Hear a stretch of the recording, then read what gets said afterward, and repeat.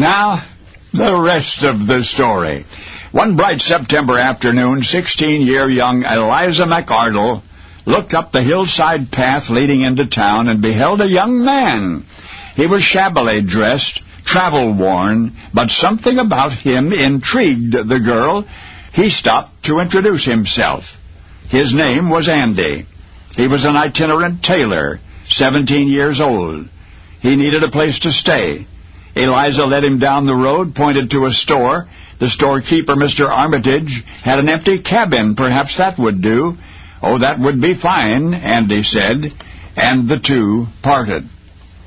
By the time she returned home, Eliza's friends had gathered to tease her. What a disreputable-looking young fellow, remarked one.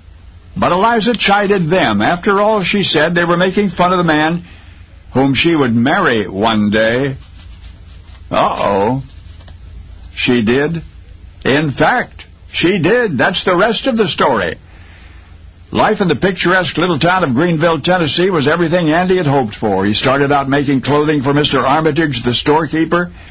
When the local tailor retired, Andy took over his business. But the best thing about Greenville for Andy was pretty Eliza McArdle, whom he married the following spring, and who married him despite the flaw of which he was most ashamed. No, not the grinding poverty into which he'd been born, not his lack of education in general, but rather the fact that although he could just barely read, he could not write at all, not even his own name. Now it's 2 years later, and business is thriving. With the arrival of a son and daughter, the two have become 4.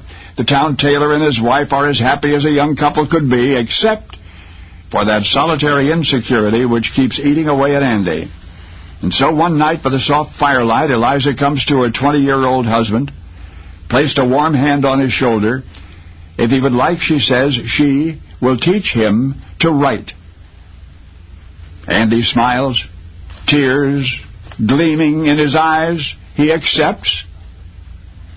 And I have here before me the precious remnant of that moment. It's a tailor's account book, carefully preserved, the covers of which are laden with practice signatures in pencil and pen. Awkwardly at first, the letter A, capital A, and then A, N, D, and finally A-N-D-R-E-W, Andrew, almost perfectly scripted, with a proud flourish beneath the name.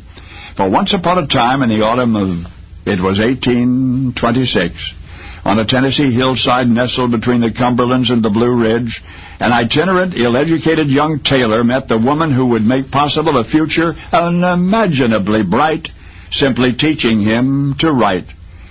For this was the skill that unlocked the door behind which an eager nation lay waiting. A poor tailor boy who might have remained thus if not for Eliza's gift.